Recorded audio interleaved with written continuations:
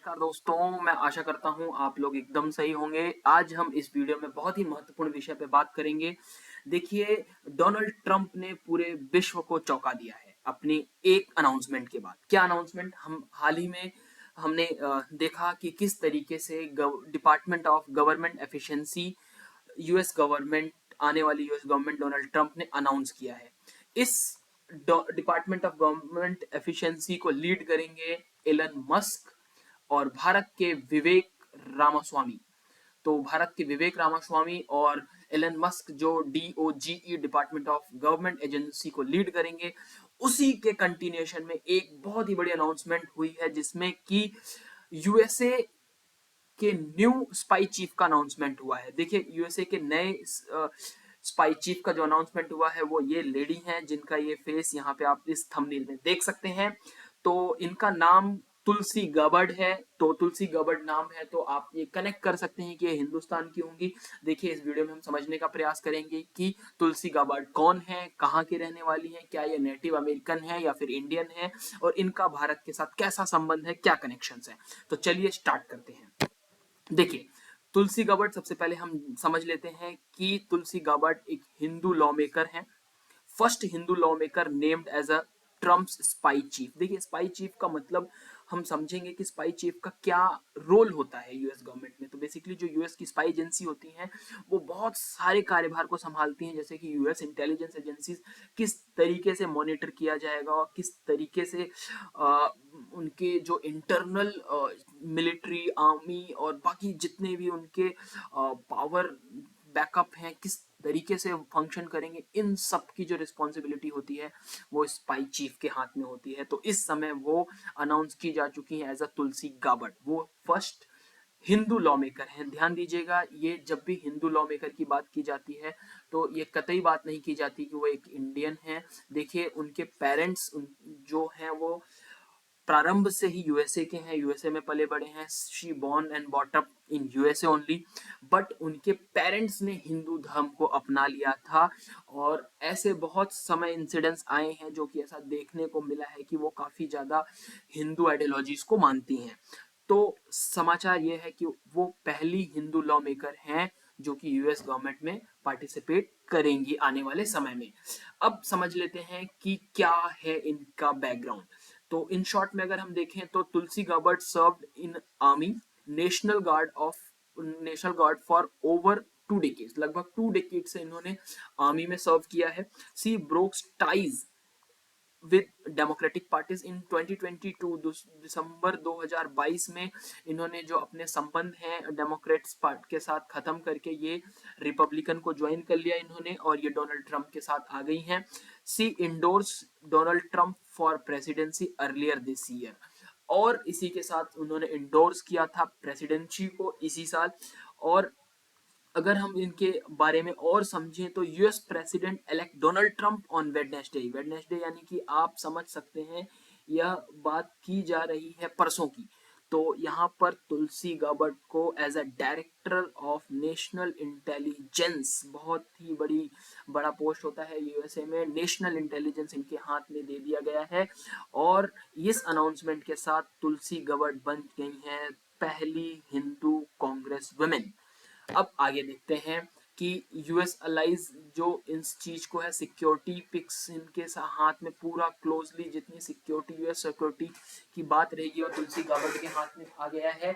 और साथ ही साथ इंटेलिजेंस ऑफिशियल इस चीज को लेके टेंशन में है। ऐसा माना जा रहा है कि जो इंटेलिजेंस ऑफिशियल्स हैं वहाँ की, वो टेंशन में है कि काफी इनका जो माइंड सेट है, इनका जो थॉट है वो प्रो यूएसए प्रो रसिया रहा है।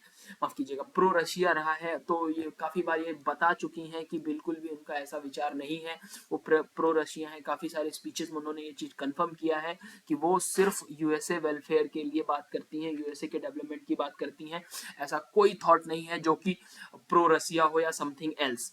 बहरहाल आगे समझते हैं। Western security sources want slower intelligence sharing. और इस तरीके के ऊपर जो राजनीतिकरण है, ग्लोबल पॉलिटिक्स है, वो स्टार्ट हो चुका है।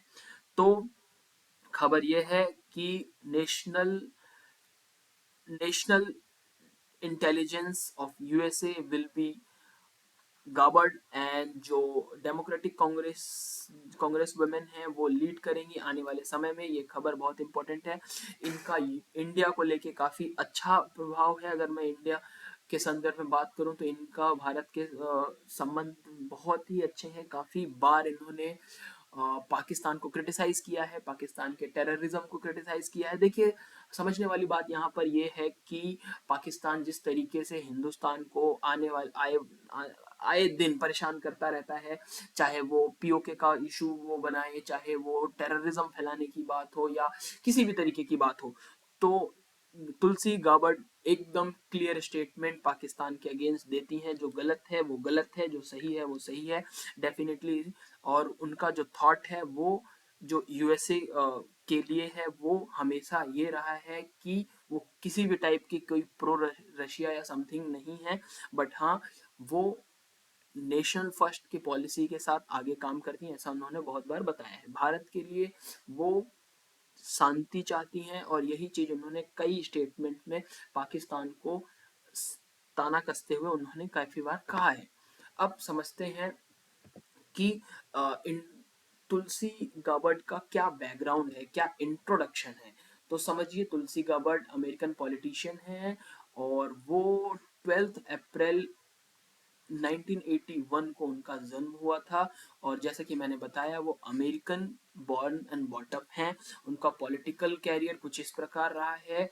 वो सेकेंड कांग्रेसियल डिस्ट्रिक्ट 2013 टू 21 रही हैं और रिप्रेजेंट किया है उन्होंने कहाँ से, हवाई एक वहाँ प्लेस है उसको यूएस में हवाई से इन्होंने रिप्रेजेंट किया हुआ है।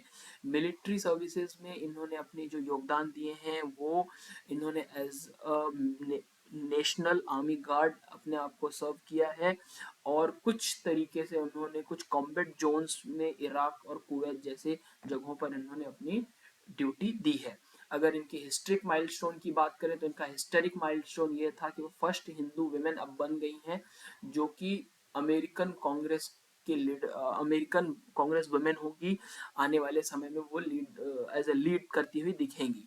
फिर बात करते हैं 2022 में प्रेसिडेंशियल बिट में इन्होंने डेमोक्रेट्स पार्टी के साथ अपना नॉमिनेशन किया था।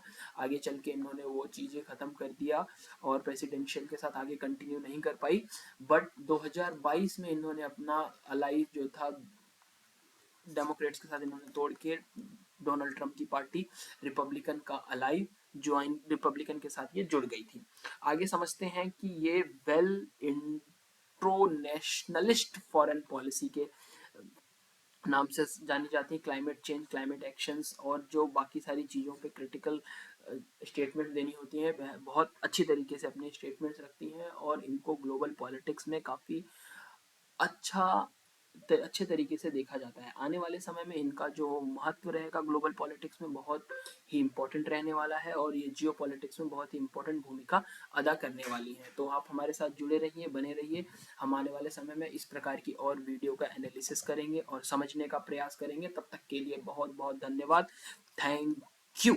और आप हमको लाइक शेयर फॉलो सब्सक्राइब करें, हमारा भी मोटिवेशन बनेगा। और अगर यदि आपको किसी भी प्रकार की कोई समस्या है, आपको डाउट आता है तो कमेंट करें। हम एक साथ मिलकर अच्छी तरीके से आगे बढ़कर जियो पॉलिटिक्स के ऊपर काम कर सकते हैं। धन्यवाद।